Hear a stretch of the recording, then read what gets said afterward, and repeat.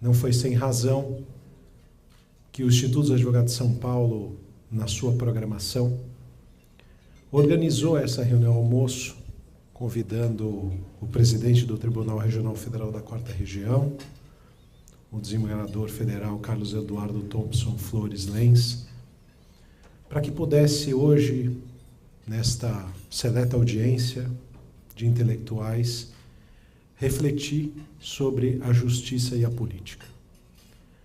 O nosso palestrante e homenageado é nascido na cidade de Porto Alegre, onde lá fez a sua carreira não só de estudos, mas fundamentalmente nas carreiras jurídicas na área pública, tendo sido integrado ao Tribunal Regional Federal da 4ª Região por força do Instituto do Quinto Constitucional, advindo do Ministério Público.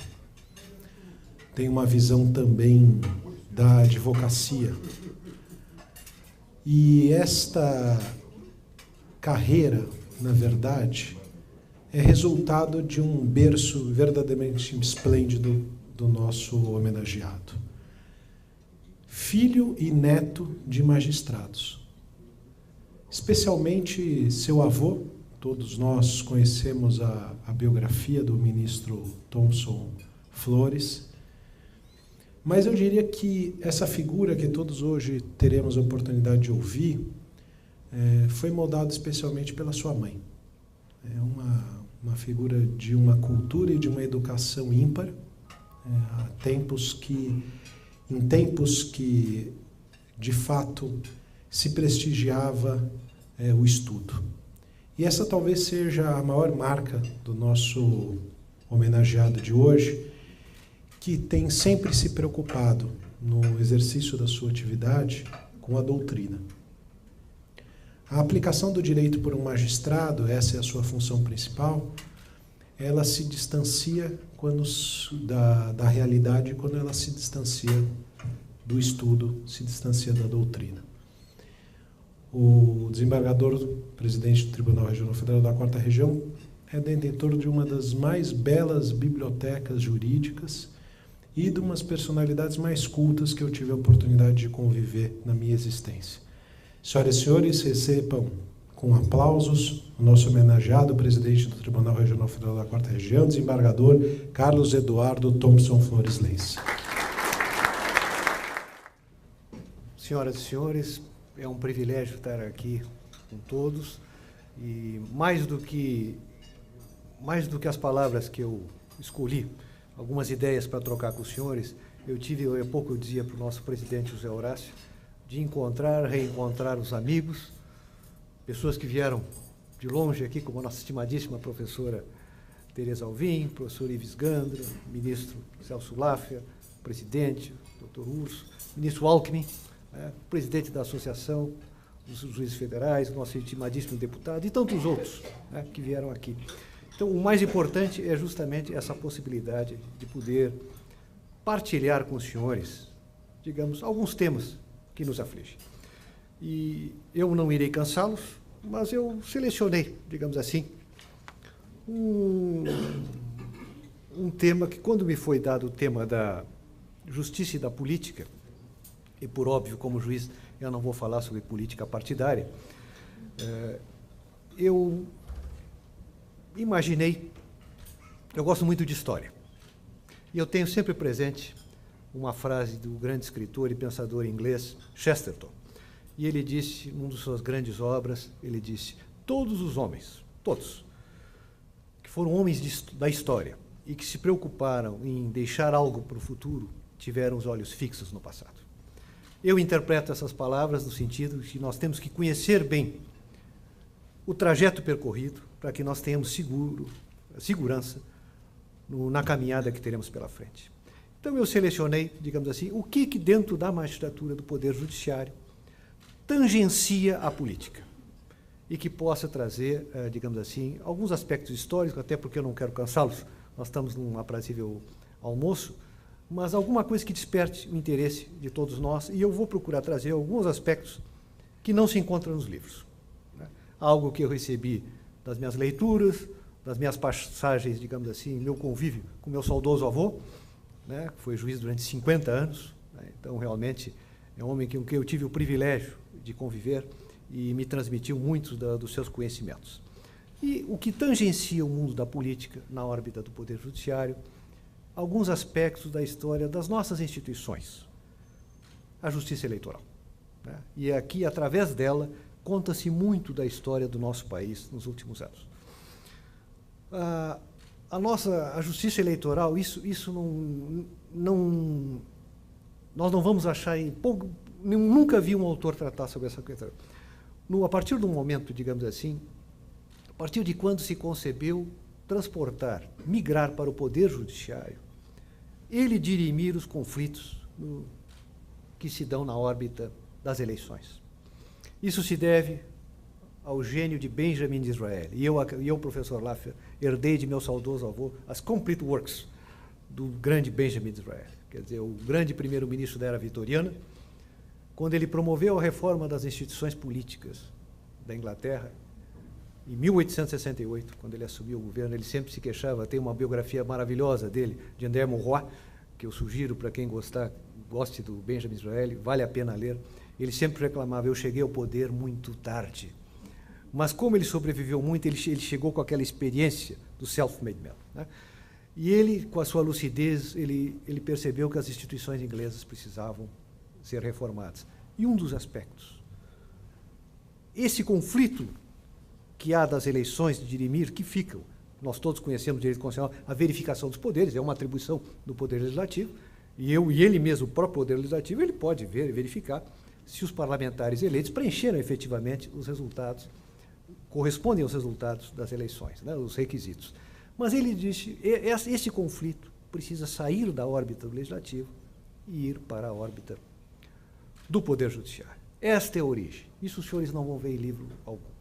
Ademar Smain, um dos grandes constitucionalistas franceses do século XIX e do século XX, ele refere isso juntamente com outros autores franceses. Nunca vi nenhum autor brasileiro, digamos assim, localizar essa informação. No Brasil, e aqui os nossos gaúchos, né, Assis Brasil, eu vou ter que puxar um pouco para o nosso estado. Assis Brasil foi um homem de grande inteligência, e ele percebeu já desde 1923, ele propugnava isso. Com a Revolução de 30, uma das plataformas de Getúlio Vargas, a criação da Justiça Eleitoral. E coube também a um gaúcho, Maurício Cardoso, como ministro da Justiça, em 32, fruto inclusive da Revolução Paulista, que em breve terá sua data magna comemorada aqui em julho, a edição do primeiro Código Eleitoral. E aí surgia a Justiça Eleitoral. Grandes homens, digamos, palmilharam a Justiça Eleitoral. A magistratura de meu avô coincidiu exatamente, em 1932 ele começava sua trajetória aplicando este código nas eleições que viriam e que levariam à eleição da Constituinte de 34. Quando houve em 32, esteve aqui em São Paulo e propugnou, ao lado dos paulistas, e rompeu com Getúlio, um dos maiores parlamentares do Rio Grande do Sul, um grande orador, João Neves da Fontoura. Ainda há pouco, professor Ives Ganda, eu localizei nas minhas pesquisas literárias, aqui em São Paulo eu consegui uma obra dele pouco conhecida, As Imunidades Parlamentares. Um discurso que ele proferiu em 34 sobre as imunidades parlamentares, que foram publicadas em plaquete, uma obra muito rara. Era um grande orador. E todos esses brasileiros começaram a pensar, digamos assim, numa justiça eleitoral dentro daquela linha que veio, aquela semente lançada por Benjamin Disraeli. O presidente Getúlio, principalmente até em decorrência dos atos de 32, ele convocou a Constituinte e levou à criação. Ele, inclusive, já criou, mediante os atos excepcionais que digamos assim, que lhe autorizavam os decretos da Constituição de 30, da Revolução de 30, ele editou o Código Eleitoral. Foi, digamos assim, o embrião da Justiça Eleitoral, né? E um dos atos bastante significativos dele, ele criou a Comissão do Itamaraty. Eu tenho, inclusive, essa comissão, ele deveria elaborar uma proposta para a Constituinte de 34, e elaborou. Foram vários juristas, uma comissão presidida por Bento de Faria, Temístocles Cavalcanti, vários juristas, eles elaboraram uma minuta do que viria a ser do anteprojeto de Constituição. E ali se elaborou pela primeira vez, eu tenho isso, um anteprojeto de lei orgânica da magistratura, que quase 50 anos depois, o nosso saudoso ministro Rodrigues Alckmin, né, tanta falta faz ao Brasil, elaborou, no final dos anos 70, o anteprojeto, digamos assim, que depois foi encaminhado e aprovado. Foi o primeiro texto, o Estatuto da Magistratura. Mas o primeiro embrião estava ali nessa comissão do Itamaraty, que era uma comissão de altos estudos. E aqui eu quero lembrar também a importância de grandes juízes na sua independência. Eu vou lembrar os juízes de São Paulo, né? Um grande juiz, que foi o nosso saudoso ministro Laudo de Camargo.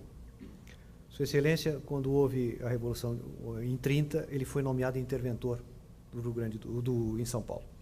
Ele era desembargador do Tribunal de Justiça. E, a certa altura, o presidente Vargas determina ele a edição de um determinado ato de governo. E ele simplesmente disse, absolutamente.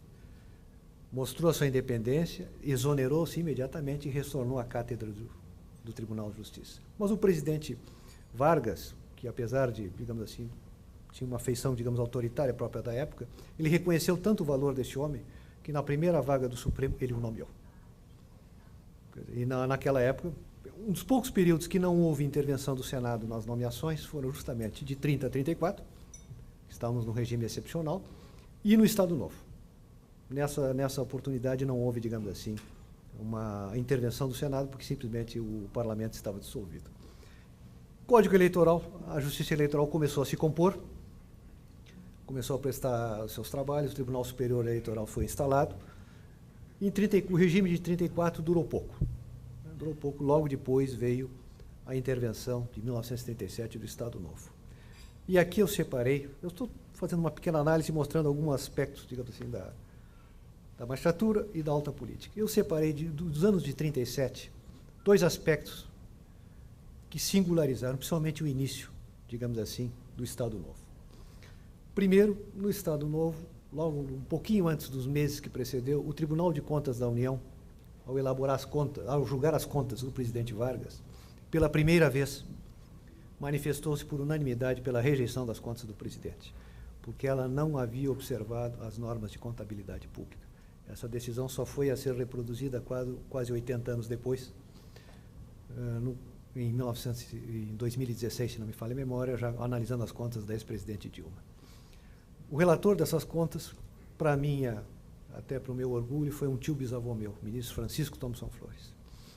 E, segundo a Leomar Balheiro, esta decisão, que foi unânime do Tribunal de Contas, precipitou a instalação do Estado Novo, que o presidente estaria exposto a um crime de irresponsabilidade. Parece que os fatos deram um pouco de razão a Leomar Balheiro, porque, em editando a Constituição de 37, que tinha o artigo 177, que deixava o ato institucional número 5 como um jardim de infância, duas das primeiras medidas do presidente Vargas foram tornar sem efeito aquela decisão do Tribunal de Contas e aposentar compulsoriamente meu tio bisavô. Que, por sinal, houve tantas anistias ali, o ministro Francisco Thomson Flores até hoje não foi anistiado. E, no entanto, foi punido por ter, justamente, exercido a sua atribuição. A segunda, essa é uma decisão que marcou muito, digamos assim, aquele início do Estado Novo. A segunda foi, e aqui eu vou entrar na seara do nosso estimadíssimo professor Ives, o Supremo Tribunal Federal, o Instituto da Imunidade Tributária Recíproca, não estava assim tão detalhado na Constituição de 37, nas Constituições que nós tínhamos de maneira geral. A Constituição de 37 tinha uma novidade, que não foi repetida em nenhuma outra Constituição. Ela autorizava o presidente da República a suspender a eficácia de decisões do Supremo Tribunal Federal que declarassem a inconstitucionalidade de lei ou ato normativo. O presidente Vargas utilizou esse instituto 2 vezes. Ele edita um decreto-lei permitindo a cobrança de imposto de renda sobre os servidores, vencimentos dos servidores estaduais e municipais. A Constituição de 37, como as constituições que precederam, era extremamente o federalismo bastante acentuado, não autorizava, digamos assim, esse desconto. E o Supremo entendeu por violação à imunidade tributária recíproca que esse decreto-lei era inconstitucional. O presidente suspendeu essa decisão. Logo a seguir, o Supremo, num novo mandado de segurança, decide a mesma coisa. Só que dessa vez, o ministro Carlos Maximiliano faz um voto primoroso, onde ele se insurge contra esse ato sem paralelo, digamos assim, da existência, digamos, desse poder atribuído ao presidente. Um voto primoroso que está publicado na revista Forense, volume 82, página 300, que meu avô citava a todo momento. Ele fez um estudo, e nem as constituições dos estados comunistas ou as leis, a célebre Enabling Act, a lei facilitadora, né, que substituiu, editada no governo nazista, que substituiu o regime de Weimar, a Constituição de 34 de Weimar, a Constituição de Weimar nunca foi formalmente revogada, nem ela tinha chegado a esse ponto. E o ministro Maximiliano faz um voto indignado. Esta decisão, os senhores vejam o que a época e a importância, mesmo um momento político fechado, duro, e a importância de um tribunal quando ele é composto por homens que realmente se autoafirmam. O presidente Vargas, tão impressionado ficou com esse pronunciamento do Supremo, que foi liderado pelo grande Carlos Maximiliano, que ele pede ao seu ministro da Justiça, Francisco Campos, autor da Constituição de 37, que vá ao Supremo explicar que aquela medida foi uma medida de governo e que em nenhum momento se procurou atingir a competência do Supremo Tribunal Federal ou a integridade de seus ministros. E ele vai. Ele vai ao Supremo e o Supremo concede a ele, ao contrário aos hábitos da Corte, concede a ele a palavra e ele profere uma magnífica conferência, o papel do Supremo Tribunal Federal. Uma das conferências mais bem feitas sobre o papel da Suprema Corte que o Francisco Campos profere. Então, ali realmente, o respeito que o presidente, mesmo um ditador, que é o que ele era, ele teve pela história da Corte, e ele nunca mais repetiu essa atitude. Ele governou ainda quase 5 anos. Né? Há uma coincidência histórica, assim, digamos, muito interessante, em 41, eu não sei até se não foi na própria vaga do Maximiliano, se eu não me recordo. É nomeado para o Supremo, há uma vaga, e é nomeado para o Supremo o ministro Orozimbo Nonato, um dos maiores juristas do Supremo Tribunal Federal. Esse fato foi relatado a mim pelo meu avô e a ele pelo saudoso ministro Luiz Gallotti, de quem era muito amigo. O presidente Vargas nomeia para o Supremo Orozimbo Nonato, que era o consultor-geral da República. Como era praxe, não sei como é hoje, né? Questão de protocolo, eu não sei como é hoje, mas era praxe, após o ministro assumir no Supremo, tomar posse, fazer uma visita de cortesia ao presidente da República. Não agradecer a indicação, mas o reconhecimento por ter sido escolhido. Não devemos esquecer, são 11 ministros. São 11 ministros para 200 e tantos milhões de brasileiros. Então, tem que ser realmente personalidades únicas. Tá? O ministro Orozimbo Nonato visita o presidente Vargas e o presidente Vargas inicia a conversa assim: ministro, tem um processo. Aí o ministro Orozimbo Nonato, presidente, nem deixou ele terminar a frase. Se o senhor me nomeou, tendo em vista isto que o senhor quer falar comigo aqui, o meu pedido de exoneração estará na sua mesa até o final do dia. O presidente, tão surpreendido com aquela medida, assim, disse: ministro, boa magistratura, seja muito feliz, e a audiência está encerrada. Essa é a postura que realmente se imagina, né? Os senhores vejam, num regime ditatorial.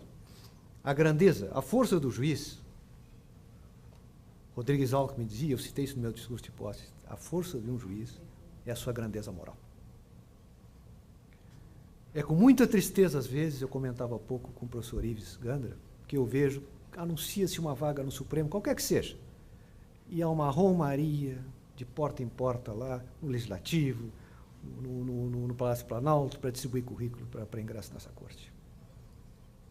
Todos nós temos direito ao nosso delírio. Eu gostaria, nessa ocasião, ser o ministro da Justiça e dizer para o presidente: presidente, aquele que veio se oferecer está fora das cogitações. Este é um cargo que não se pede. O saudoso ministro Paulo Brossard, ele me disse certa feita, ele não me disse o nome, nem eu o perguntei, ele me disse certa feita, quando ministro da Justiça, avizinhava-se uma vaga no Supremo, determinado cidadão foi lá e disse: ministro, eu quero, se o senhor, Vossa Excelência me permite, vou lhe deixar um currículo aqui, nessa vaga. Com aquele jeito muito peculiar que nós conhecemos do nosso saudoso ministro, ele olhou o sujeito de alto a baixo, certamente, fiquei eu a imaginar a cena, pegou, colocou na gaveta, encerrou o assunto. Num despacho com o presidente da República, o presidente pergunta, o senhor por acaso recebeu fulano de tal? Porque, pelo visto, o cidadão também procurou o presidente. Ele disse, sim, recebi. O senhor recebeu um envelope? Sim, recebi. O que o senhor achou? Eu disse, olha, presidente, já que o senhor quer a minha opinião, este é um cargo que não se mendiga. Aquele que vem se oferecer está fora de qualquer cogitação. E o presidente teria dito, concordo plenamente. É muito importante essa grandeza moral. Né? E isso serve para qualquer magistrado. E com muito mais razão, digamos assim, da Corte Suprema. Para os senhores terem uma ideia. Logo que foi aprovada a última reforma judiciária, que criou o Conselho Nacional de Justiça, acho que foi a emenda 45, se não me falha a memória. Lá, se não me falha a memória, havia uma previsão que o presidente do Conselho Nacional de Justiça, que todos nós sabemos que é o presidente do Supremo, ou a presidente do Supremo, seria sabatinado novamente no Senado. Parece que essa emenda, eu tenho quase certeza, depois houve uma emenda constitucional afastando, digamos assim, essa necessidade. Se me permite, eu acho que isso era um instituto interessante, porque é uma nova possibilidade que a Suprema Corte, que o Senado tem, de reexaminar, digamos assim, uma indicação. Eu acho que o cargo, por exemplo, de presidente do Supremo, embora no Brasil sejam apenas 2 anos, nos Estados Unidos é vitalício, né? É escolhido pelo presidente, ele fica, enquanto bem servir, vamos dizer assim, é um cargo único. O Chief Justice, né? Aqui no nosso caso, é o chefe do Poder Judiciário, é a mais alta instância. Então, é uma possibilidade que o Senado teria, né? Teve já, e teria, digamos, de ver se essa pessoa realmente está à altura dessas funções. Vou citar 2 casos americanos, da existência americana sobre isso. Em 1965, o presidente Lyndon Johnson nomeia um grande amigo e um grande advogado, Abe Fortas, para a Suprema Corte. É aprovado com tranquilidade. Primeira vaga do governo Lyndon Johnson. E Abe Fortas chega a exercer a judicatura durante 4 anos. E ele é muito criticado pela sua, digamos assim, liberalidade em matéria criminal. Quando o Chief Justice está no final de 68 e for eleito, foi eleito o presidente Richard Nixon, era o presidente eleito.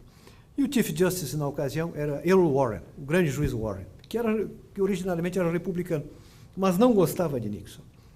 E ele estava pensando em se aposentar, ele antecipa essa aposentadoria, para evitar que Nixon nomeie o novo Chief Justice e um novo juiz da Corte Suprema. O que acontece? O presidente Johnson nomeia Abe Fortas Chief Justice, que já estava na Corte. O que isso significa? Uma nova sabatina e uma nova votação. O Comitê Judiciário do Senado, nos Estados Unidos, é o Comitê Judiciário do Senado. E aqui, meu caro deputado, nenhuma crítica, digamos, a pessoas individualmente, mas o nosso Senado não faz sabatina. A sabatina nos Estados Unidos leva, às vezes, 60 dias. O juiz Bork, todos nós nos recordamos, levou mais de 60 dias e sua indicação foi rejeitada. Quando ele foi indicado, o Senado foi examinar, digamos assim, a atuação do juiz, do Justice Abe Fortas. E lá surgiram 2 questões. Abe Fortas era juiz da Suprema Corte e se descobriu que ele continuava assessorando o presidente Johnson. Os presidentes dos Estados Unidos, eles digamos assim, nos seus gabinetes, nas reuniões, elas são gravadas. Então, verificou-se das gravações que Abe Fortas continuava com muita intimidade com o presidente, inclusive aconselhando em medidas de governo. E que Abe Fortas havia recebido honorários para proferir palestras. Outra coisa que, me perdoem, eu considero inconcebível. Acho que o juiz só deve ser remunerado pelos cofres públicos em razão das funções da magistratura. Acho que a cobrança por palestras eu acho inadmissível. Bem, quando esses fatos surgiram, a indicação de Abe Fortas para Chief Justice começou a naufragar. E mais, já instaurava-se, inclusive, já estava se iniciando os processos de impeachment dele. O que ele fez? Ele renunciou à Corte Suprema. E nunca mais advogou. Só retornou à Corte Suprema quase 14 anos depois, numa visita, pouco antes de falecer, em 1982. Foi um grande advogado. O caso Wainwright, que todos nós nos lembramos, né, que assegurou a defesa, a obrigatoriedade do Estado de dar de defesa às pessoas indigentes, ele era o advogado. Foi nomeado, na época, pela Suprema Corte como advogado pro bono. Ele era um dos maiores advogados do Brasil. É uma oportunidade, então, digamos, de reexaminar. O Chief Justice Rehnquist era um assessor do Ministério da Justiça, do governo do presidente Nixon. Quando ele foi indicado, Nixon havia feito 2 indicações que tinham acabado de ser rejeitadas em sequência pelo Senado americano. E quando ele indicou de novo o seu assessor do Ministério da Justiça, do Attorney General Rehnquist, o Senado achou faltam qualificações. Tinha sido um bom aluno, tinha sido law clerk, né, que é o secretário do juiz Robert Jackson, mas fora isso não tinha sido muita coisa. Não digamos assim, para o que se exige para a Suprema Corte. Mas ele foi aprovado com uma certa dificuldade, em parte porque os 2 anteriores, em sequência, já haviam sido rejeitados. 16 anos depois, Earl Warren aposenta-se, que era o Chief Justice. Warren Burger se aposenta como Chief Justice e o presidente Reagan o indica para Chief Justice. Aí a nova sabatina. Nessa nova sabatina, o Senado reexamina toda aquela atividade que ele teve nesses 16 anos, né? E ele quase foi rejeitado por um voto. Então, realmente, digamos assim, é uma experiência que nós devemos examinar, nós teremos oportunamente. Digamos, eu tenho certeza que logo adiante a Constituição de 67 ela vai ter que ser, digamos assim, no mínimo, enxugada. É uma experiência, digamos assim, que fica aqui para nós, digamos, examinarmos, porque o cargo, digamos assim, talvez de presidente de uma Corte Suprema, e no caso do Brasil, ao contrário dos Estados Unidos, ele é o chefe do Poder Judiciário, talvez precise até, digamos, essa participação do Senado pela proeminência, embora um cargo temporário por 2 anos. Isso, de certa forma, estava na redação originária da emenda 45, que, se não me falha a memória, foi suprimida, né? As nossas sabatinas no Brasil, aqui, por exemplo, elas praticamente se limitam aos ministros do Supremo. Eu não me recordo, nesses 30 anos de existência, de nenhuma sabatina do STJ, por exemplo, que tenha tido, digamos, repercussão fora do Parlamento. Então, eu acho que é uma questão que fica, digamos assim, em aberto para os parlamentares, bem como acho que a sabatina é um momento muito importante, ela sempre houve. Antes não estava previsto na Constituição, mas o regimento interno do Senado, digamos assim, autorizava. E ela foi utilizada em uma ou outra vez, assim, digamos. Mas é um momento, digamos assim, e às vezes deve ser, digamos assim, deve ter uma continuidade maior para que se examine os pré-requisitos desse indicado. Mas, passado o Estado Novo, temos a reconstitucionalização em 45. Né? Governo Linhares, presidente Linhares, que nomeia um ministério, primeira vez que um presidente do Supremo assume a presidência da República na sua plenitude por praticamente 3 meses até a realização do término da Constituinte e a eleição e posse do novo presidente da República. E ele, interessantemente, ele nomeia 2 ou 3 ministros do Supremo. Há vagas naquele mandato dele e ele nomeia, entre eles, Hahnemann Guimarães, por exemplo, um grande juiz da Corte Suprema, que foi nomeado por ele, era o Procurador-Geral da República. E é um personagem, um paulista, ele é um alagoano, mas que se radicou em São Paulo e que a história, digamos assim, o esqueceu e foi um grande ministro da Justiça, Sampaio Dória.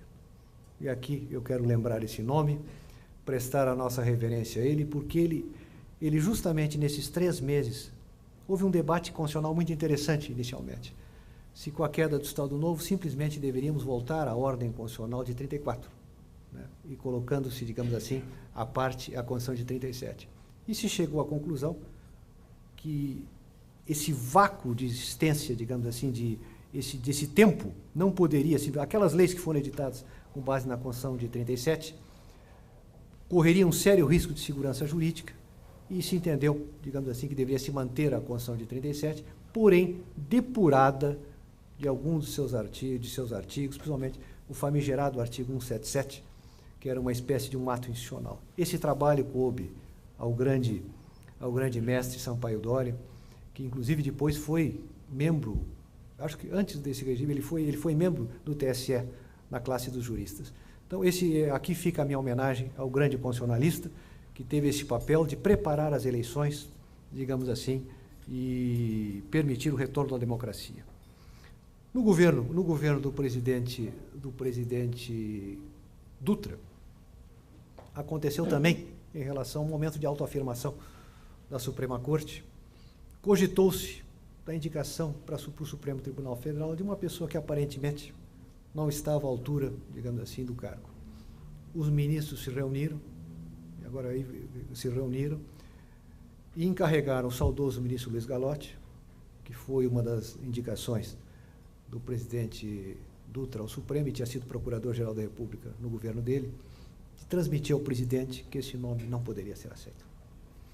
Isso que eram notícias de jornal de que sairia essa nomeação. E o presidente Dutra, quando recebe digamos assim, essa informação, ele disse: se o Supremo Tribunal Federal ficaria constrangido com um nome que eu ainda nem indiquei, pode ter certeza que esse nome jamais será indicado. É um nome que jamais foi revelado, mas isso fica, digamos assim, para a nossa história, vamos dizer assim, e mostrando novamente a importância da grandeza moral da mais alta corte e que é a grandeza moral de seus integrantes.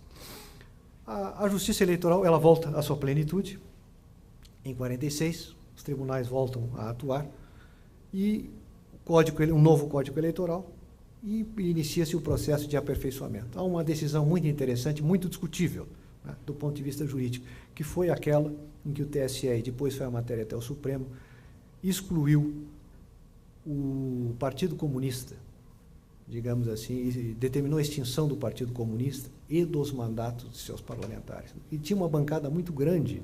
Jorge Amado havia sido eleito pelo Partido Comunista, o Prestes também, e foram pessoas, inclusive, que participaram da Constituinte de 46.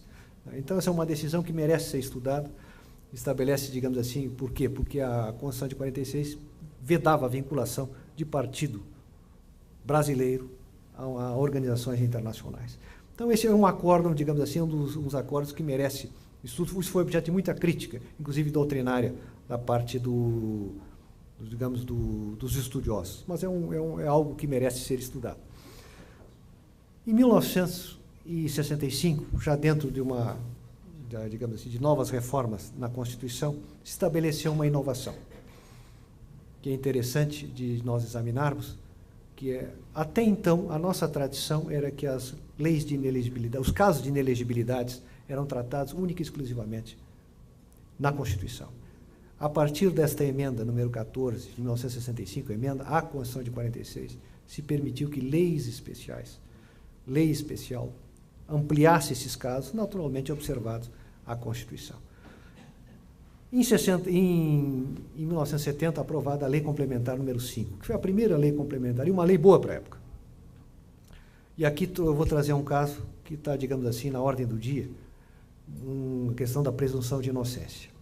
Essa lei estabelecia, a Lei Complementar número 5, num determinado artigo, que aqueles candidatos cuja denúncia em matéria crimes contra a administração pública fosse recebida, a partir de então eles estavam inelegíveis. Esta questão foi objeto de arguição de inconstitucionalidade num caso aqui de São Paulo, no Supremo Tribunal Federal, e o meu avô casualmente foi o relator desse processo, e ela foi decidida, se não me falha a memória, por 6-5. É uma questão, o ministro Alckmin era o presidente do Tribunal Superior Eleitoral, e ele admitiu o recurso. Ele, na realidade, ele ficou vencido no TSE. Houve o questionamento da constitucionalidade porque este dispositivo feriria o princípio da presunção de inocência. Por que eu trago esse assunto? Foi o acórdão, digamos assim, que de forma mais erudita na história do Supremo Tribunal Federal enfrentou essa questão da presunção de inocência, a sua projeção em matéria eleitoral, e naquela oportunidade, por 6-5, em votos eruditíssimos, se entendeu que aquele dispositivo era constitucional. Passados alguns anos, o parlamento altera essa lei e coloca a sentença com trânsito em julgado. O presidente Figueiredo veta a expressão trânsito em julgado. e estabelece, então, a necessidade, não recebendo a denúncia, mas a sentença proferida. Novamente, a questão vai ao Supremo sobre a sua constitucionalidade, e o Supremo, um voto do ministro Moreira Alves, diz: se nós entendíamos que o recebimento da denúncia era constitucional, com muito mais razão em havendo uma sentença. Aí vem o regime de 88, da Constituição de 88, que estabelece expressamente lá a questão que nós estamos aí a discutir, os tribunais estão discutindo, do trânsito em julgado. Essa é uma questão desafiadora, naturalmente, que está na ordem do dia, vai ser examinado agora pelo Supremo, questões de inelegibilidades de candidatos condenados. Então, esse histórico traz, digamos assim, esse panorama para os senhores terem uma ideia da linha do tempo. Eu tenho estudado bastante o caso Watergate, e nós estamos às vésperas praticamente de uma eleição, e é interessante, já me encaminhando para o final, apenas, digamos assim, uma referência. Nos Estados Unidos, na série de episódios que levaram à renúncia do presidente Nixon, e vamos deixar bem claro que o presidente Nixon, nem a sua equipe, nenhum deles renunciou por se apropriar de dinheiros públicos, eles renunciaram por crimes, supostamente, que ele, porque foi perdoado pelo presidente Ford, não chegou a ser processado, mas os seus ministros foram processados e condenados por obstrução de justiça e perjúrio. Nos Estados Unidos, quando se convoca uma autoridade a um comitê no parlamento, ela pode se calar, invocando a quinta emenda, mas ela não pode mentir. Seus ministros mentiram, e depois, provados que a mentira, foram processados, condenados e cumpriram pena. E em nenhum momento alguém pensou em guerra civil, em passeatas, se entendeu como algo normal da democracia. O Attorney General, pela primeira vez, cumpriu pena num presídio federal de 24 meses. Nunca mais, era um grande advogado, nunca mais pôde advogar. Richard Nixon era um grande advogado, foi um grande advogado.